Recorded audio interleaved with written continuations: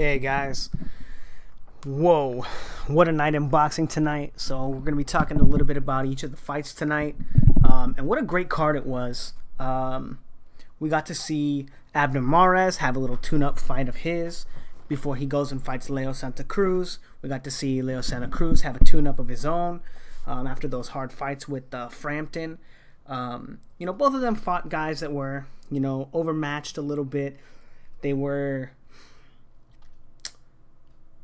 live, they were tough, I'll say tough. I won't say live. Maybe the guy that Santa Cruz fought was live because he could bang a little bit, but for the most part, those guys were outclassed. And, from like the second round to the fourth round, Leo Santa Cruz just kind of sat there looking for ways to set up his overhand right, or his right hand, not overhand necessarily, but his right hand over his opponent's jab to get him to leave his guard and kind of just, kind of walk that guy into a lot of shots. Leo Santa Cruz looked really good. That was just a very fun fight to watch. The Abner Mares fight, I couldn't figure out why he didn't just turn it on and try and knock that guy out. Sooner, like in the fight early, but I don't know. It was a good fight. It was fun to watch for a while. He just landed like every punch that he threw, basically. But anyway, then on to the... So that'll be good, for those fighters so that they can kind of, fight each other, a good hype building, for their rematch. Who knows who will take it? I actually haven't even seen the first fight between them. But anyway, on to the bigger cards. What a great night for boxing again. Three Orthodox fighters versus 3 Southpaw fighters. What an interesting card, like very well laid out. You've got 3 champions in that regard, all looking to kind of like make like a triangle of fighting, So likely what'll happen is Hurd will be... So first off, obviously you pick Lara to beat probably whoever he's fighting. To be honest, so let's talk about that fight first.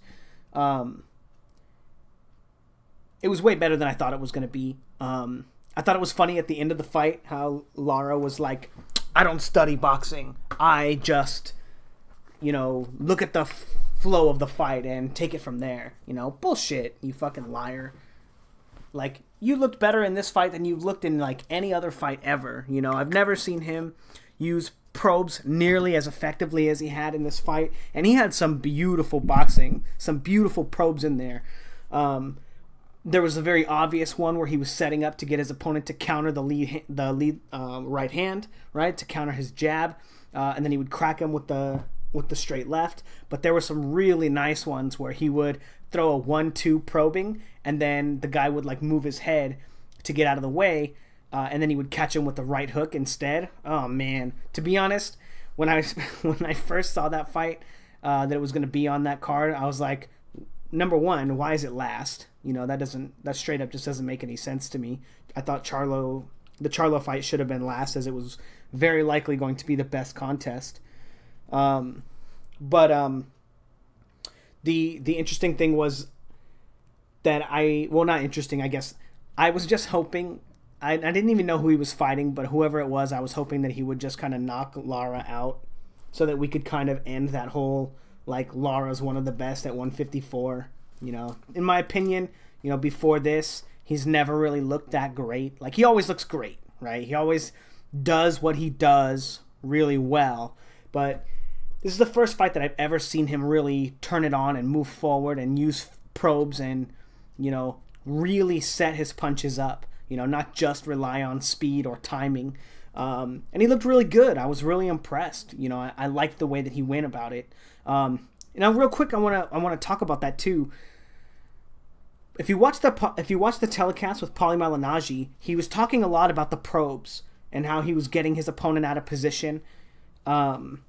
And how he was able to get that guy who's an Olympic, I don't know what medal he got or if he just fought in the Olympics. I don't know what the deal is, but how he was able to get, an ex-Olympian out of position and land his power punches with the probes, with the pity patter stuff, you know, the shit that, you know, Freddie Roach is talking about. You're not going to be able to play with guys when you get them to that higher level. Or like Robert Garcia, how he talks about Lomachenko not going to be able to use that pity pat stuff against a fighter like Mikey Garcia. You know, and all you people who don't understand what probing is, you know, watch the fight with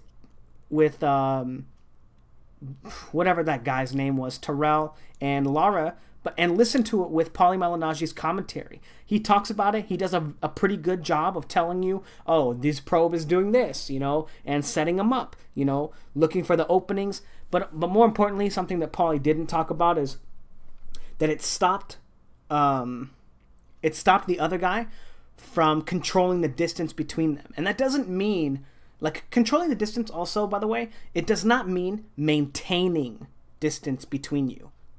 It does not mean that at all. It's only controlling it. So stopping your opponent from being able to set up their punches, stopping them from being able to use that space in between you to use their own feints or use their own probes or slip and slide and walk in for free, right?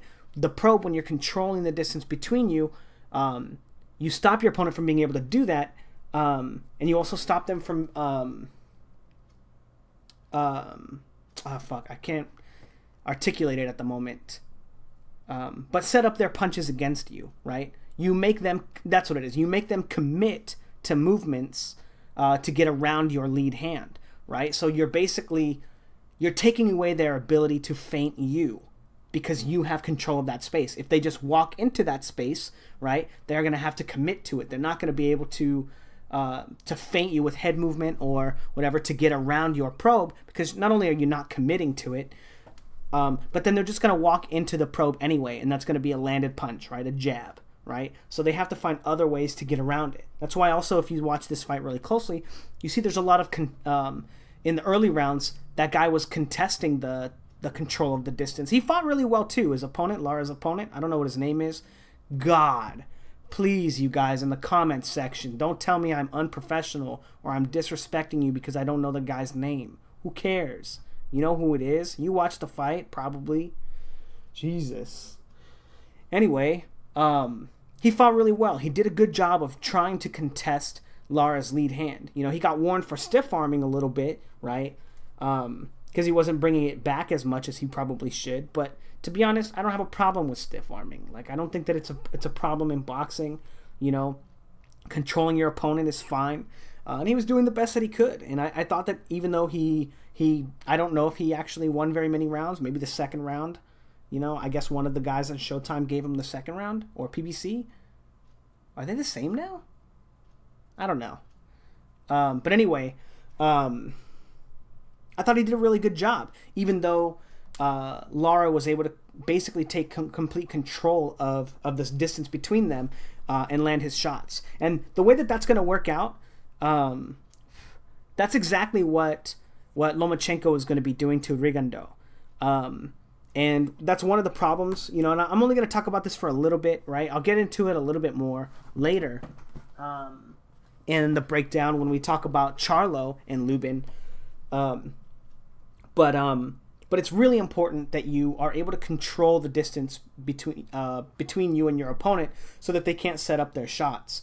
And I think that Lara had like a very, you know, if I were to teach somebody how to do that, right? And it's unfortunate that it's like southpaw versus conventional, right? Because a lot of people think that those skills don't transfer over between the two fighters because one is so predicated on taking lead foot dominance versus the other one, where the other one is like, oh, you just gotta stand and bang in front of you, you know, all that stupid shit, like all the misnomers about boxing.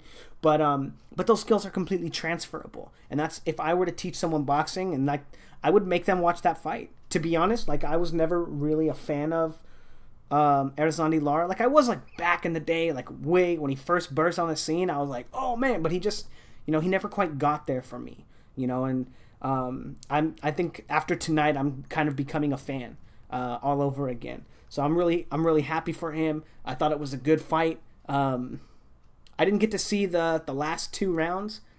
I got a little busy, but But yeah, it was a great fight, and Lara did a fantastic job of using the feints and using the probes and controlling his opponent and setting up his shots. There were some times where the other guy was able to get on the inside, but for the most part, Erizlandi Lara was able to kind of clutch and clinch him, and hold him or put his hands over his head and control his head. You don't always want to see that stuff, but a lot of times it's just inevitable. It's just going to happen. So even when his opponent was able to get him out of position, he was able to clinch or whatever and stop his opponent from working on the inside very well. But anyway, it was a good fight. On to Austin Trout versus Jarrett Hurd. Oh my goodness. I remember looking at another guy's channel a few months ago, Love One or Hate One. If you guys don't know who that is, check him out. He's super funny. I watch his videos sometimes. He kind of goes back and forth with another guy. Casual boxing talk, and they're always, I don't know if I've never watched a casual boxing talk video, but I guess they're gonna go back at each other, go back and forth. It's funny. The guy's funny. He says some crazy shit sometimes. His videos are kind of clickbaity, but when you watch them, they're fun. They're fun to watch. But anyway, I remember when this fight was first signed, and I was like, oh man, Austin Trout's gonna beat the crap out of that guy. Jarrett Hurd don't know how to box for shit. And to be honest, the Jarrett Hurd fight was basically Austin Trout outboxing Jarrett Hurd until he was too tired to move and getting knocked out. I don't think that Jarrett Hurd beat Austin Trout. I think Austin Trout beat himself. A win is a win, right? If I'm Jarrett Hurd, I'm not mad at it. You know what I'm saying? But Jarrett Hurd, oh man, that poor guy. He's the easy pickings right now in that division. The fact that he has a title belt is just insane to me.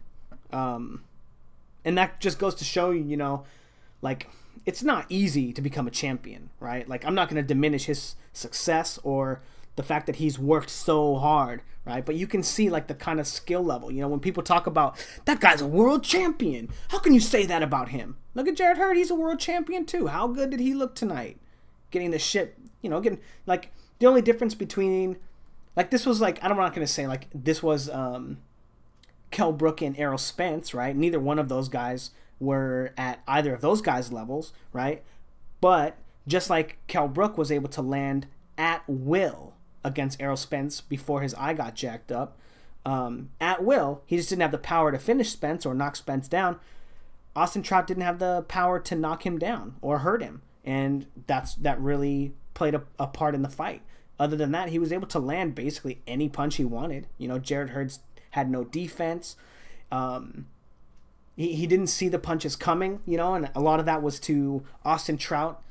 One thing that I do like about Austin Trout is he has good upper body movement, right? He's got good head movement, right? He's got an active guard, and that hides a lot of his punches, and it makes it tricky to fight him. He's like the textbook tricky southpaw.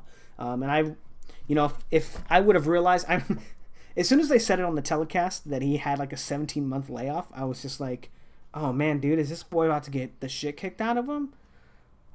He did really well in the beginning rounds, but as soon as he started getting a little bit sloppy, which he does tend to do when he gets tired.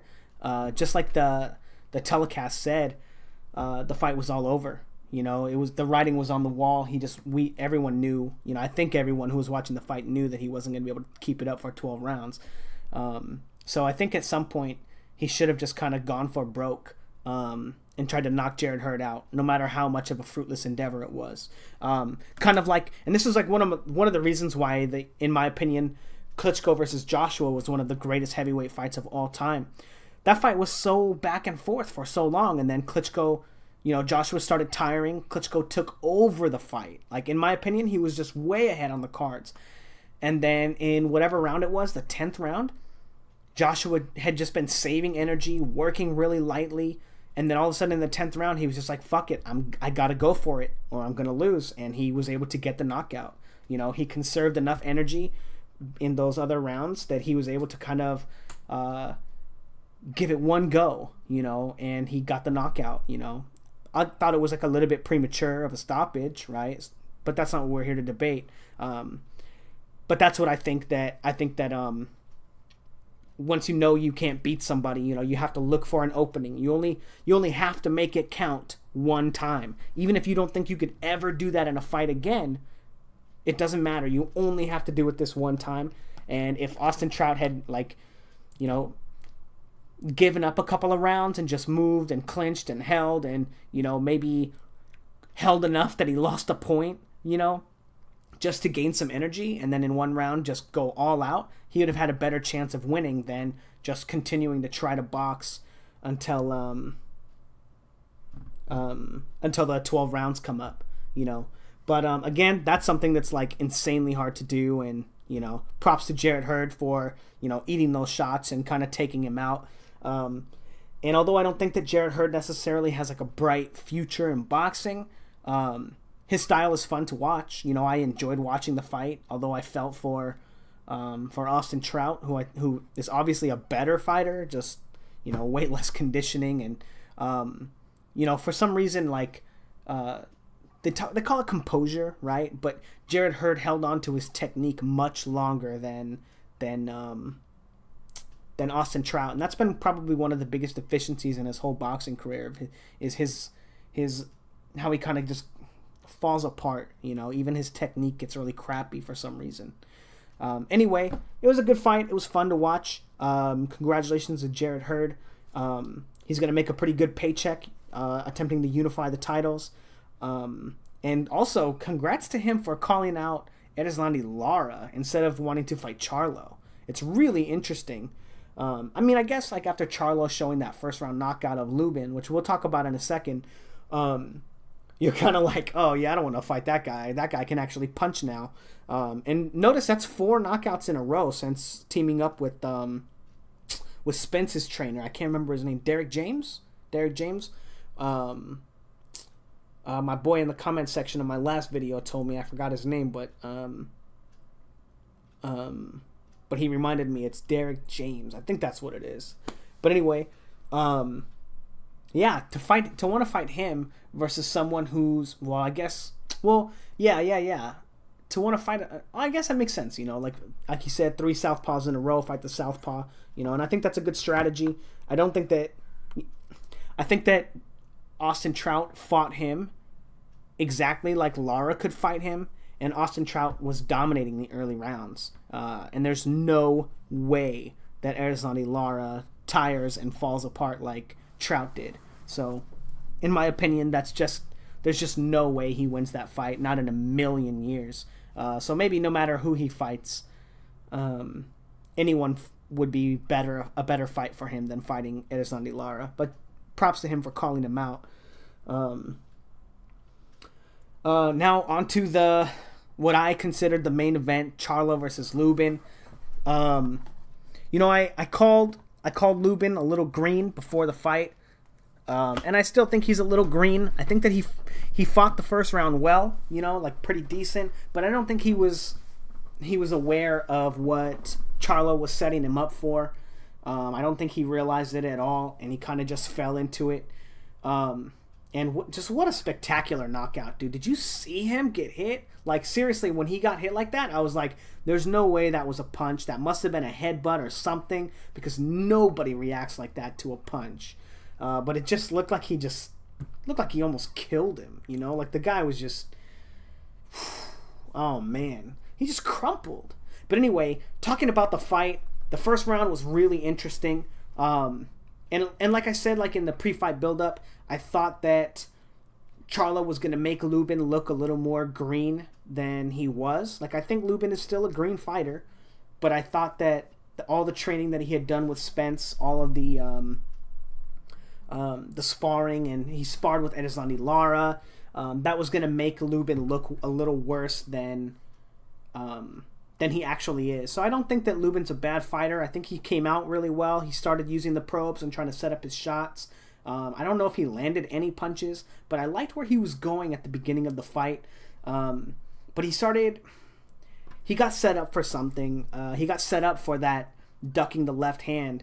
And it's interesting because in my previous video, the one that I talked about, where I did the breakdown of Charlo, his opponent started seeing something that he could possibly take advantage of. He started noticing that Charlo would duck down when he would take lead foot dominance, because lead foot dominance signaled the coming of a left hand. Of a straight left hand. So there were opportunities for him to kind of bait in that fight versus Jose Rodriguez to bait him into, a swooping left hand or a left hand into where he would duck. And that's exactly what Charlo did to Lubin in this fight. He started gauging him. He started gauging his responses to him taking lead foot dominance. He started gauging. Excuse me.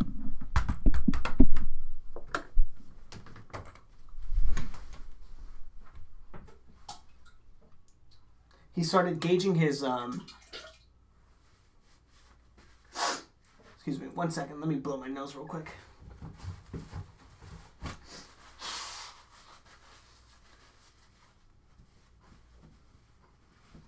He started gauging his responses to the lead foot dominance, and he was able to see that once he would take lead foot dominance, that Lubin would kind of duck down. And I think there were 2 instances in which Lubin showed that was his strategy for ducking the left hand or the right hand of Charlo, and Charlo was able to pick up on it without even having to throw. Without having to throw the right hand. One of the times he kind of came in, took lead foot dominance, and then just kind of bodied up with him. And I'm not sure where he would have gone with that. Like if that was like him waiting for Lubin to kind of pivot around or turn out, so he could land like a hook upstairs, right? Or turn with him as he comes out of position. But he noticed that Lubin was ducking down, and then for the knockout punch, he just, flashed the 2 lead hands, and then knew that he was going to duck down like that and walked him into the shot. It was beautifully set up, and Lubin just had, he had no idea. And that just comes with all the extra experience that Charlo had fighting southpaws and being able to take advantage of it. There were also some other really interesting aspects of the fight so Lubin had the very predictable take lead foot dominance. Flash your lead hand, take lead foot dominance so you can throw a left hand. And there was an instance in there where he tried to do that, and Charlo caught him with a counter right while he was stepping, a move that has kind of been popularized by Mayweather, right? Mayweather did it to Pacquiao all freaking night, but obviously he stole that from Rigondeaux. Not stole it, right? It's classic boxing, everyone has kind of seen stuff like that. But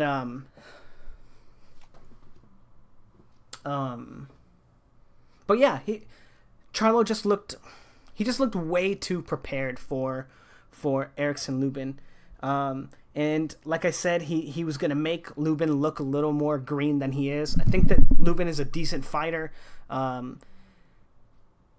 But maybe there's some, like Spence said at the post fight, right? Iron sharpening iron. You've got these great fighters training against each other, these very, very talented guys, and they're just going to have better craft. They're going to have better speed and timing and understanding of positioning, it just, you kind of got to see the dividends of that, of Erickson Lubin kind of getting, walked into a shot in the first round. Like, getting walked into a shot like that in the first round, he didn't even have to miss with very many right hands. I'd have to watch the fight again. I've watched it only one time, and I tried to pay really close attention, but it looked like Charlo only missed one right hand, and then he baited him into it, and then caught him with the knockout. A great performance from Charlo. Since his training with Shit, I forgot his name again. But since he started training with this new guy, he's had nothing but knockouts, and he's become a much better puncher. You know, and it's really interesting too. Like if you look at the punch styles, the way that they hit on the punch mitts, Derek James, when he holds the mitts, he allows you to throw your hardest combination or your hardest punch, but he doesn't move the mitt into your hand, right? And that's something that like I was watching when Spence was hitting the mitts, and I was like, man, like my coach did the same thing, and I always had pretty good power when I would fight, and then I would see other people hit the mitts and then watch them fight and this and that, and they just didn't have nearly the amount of power. Now I think some of that, like swinging your mitt, God, I'm so fucking off topic. I think some of that is important in the early stages of development for a fighter, so that you can build different chains of your muscle in your arm, right? I think it is important, like if you're doing just speed, to kind of swing it into them, right? But then when you're just doing power, allow them to work and hit the mitt, you know? And I think that style of mitt training has really, really, really paid off for Charlo, for Lil J, yo. Even though he looked fucking huge tonight, man. Anyway, now talking about the knockout in particular. So it was a flashes lead hand stepping while he's shooting another jab, and then Erickson Lubin ducks down under the shot. The reason that like these fights, I gave the advantage to Charlo because of his experience fighting Errol Spence and sparring with him, and he's been sparring with him for a long time, and then sparring with Lara for, you know, I don't know how long they trained together or what. So I gave the experience factor to Charlo, even though Lubin's been fighting, you know, orthodox fighter basically his whole career. None of those orthodox fighters have been nearly as good as Charlo. Or orthodox, you know, an orthodox replacement for him would be like, you know, a right-handed Spence or a right-handed Lara. Like there's just no one that's been nearly that level for him to fight or to spar. But if you look at the implications of this, the reason that Charlo and one of the things that I talk about, like when a fighter is green, right? And Charlo did work on this a little bit in this fight too. He was using the probes. He was controlling his opponent. And it's very important that you do that. Just like we saw in the Erzandi Lara fight, his opponent had nearly no recourse for landing punches because he had no control of the center. You know, most of the punches that he threw, he was just exploding out of his guard because he had to work around the space that Lara was controlling. Now, in this fight, you know, Lubin did try a little bit of that probing and a little bit of that control, but if you notice at the knockout, when the knockout came, he wasn't contesting that area, right? Like if you notice the Lara fight, even when no one was setting up any punches or punching hard or doing anything, there were long stretches of not inactivity, but of jockeying for position, right? Of saying, no, my lead foot goes out. My lead foot goes out. I get to have this control of this space with my lead hand. No, I do. You know, and they just kept battling it out, you know, and then eventually someone would pot shot the other, right? Usually Lara, you know, 80% of the time. But it was really interesting because without controlling the distance between the two fighters, right, and making them pay for crossing that distance or understanding what to do, you're going to have a lot of fights that kind of end abruptly, right? They're going to end, you know, that are hard to predict, right? And that was one of the things between Spence and Brook, right? Neither one of them really looked to contest the distance between them. You know, Spence would always commit to his jabs and throw really hard jabs and, you know, not a lot of probing, not a lot of setup, you know. It would be a really hard jab or it would be a step, flashing his lead hand and then taking lead foot dominance, right? And then it would be Brook countering, right? Allowing him to come in because that's just because what he wanted to do, right? But neither of them controlling the distance between them. And a lot of times those fights are very hard to predict who's going to win. Now, the interesting thing and the way this kind of comes back to the next fight that we're going to be seeing, Loma versus Rigo, is that we kind of get to see the dividend of not only like probing, right? You got to see it in the Lara fight, right? Probing, keeping your opponent on the outside, and when they do come in or they do make a move, you're able to crack them with a good shot. But also, we got to see what happens when you don't have control of the distance between you and your opponent does set his punches up well, and he is able to feint and to probe with Charlo's knockout. Notice like how he comes in with the flashing, the feinting jab, then the jab, and he gets Hurd to duck under what he thinks is going to be a straight right hand, and then he walks him into the right hand. Now that's kind of basically how I expect the fight between Lomachenko and Rigondeaux to go. You know, I don't think that Lomachenko is going to have the power to knock Rigo out, right? But I think that because of the fact that Rigondeaux does not look to ever control the space between them, he's going to find himself in a very similar position to Jarrett Hurd, where he's making the right movement, right? Oh, he knows the left hand is coming, right? So he ducks under the left hand, and now he just walks into a shot, right? And I think that that's exactly how most of the fight between Loma and Rigo is going to play out, is Rigo making the correct adjustment to the punches that he thinks are coming, but not realizing that they're not punches, that they're probes, that he's only getting baited into making a movement that's going to wind up working against him and giving up positional advantage to Lomachenko. Anyway, it was a great fight. Charlo, or not a great fight, a great victory for Charlo. Charlo looked amazing. He completely shut Jarrett Hurd out of the round, and then, out of nowhere, knocked him out. Just a brilliant fight, a great game plan, and had great counters and understanding of the positional advantages and how to counter them between the Orthodox and Southpaw fighters. And he took advantage of the classical defensive maneuvers of never catching your opponent's straight left hand, but always ducking it, which is something that we kind of talked a little bit about in the film study, how, that's just the classic way of getting away from it, and Charlo was able to take advantage of that. Anyway, let me know what you guys thought about the fights. Let me know what you guys thought about, what you think about the, after you get to see how much probing is effective, and all that stuff, how you think it's going to play a factor in the Rigo-Loma fight. Yeah, just anything that I said during the course of this fight. This is not a film study, right? So most of what I said is like, I don't want to say like opinion based, so, but a lot of it is like stuff that is discussion worthy, right? Like if I say, hey, he did this boxing tactic, and he said, that's not that boxing tactic, come on, I just showed you, but these kind of videos are a little different, and I definitely encourage discussion and the sharing of opinions on this kind of stuff, and I'm really curious to see in a civil way what everybody's got to say about it. Anyway, thanks guys.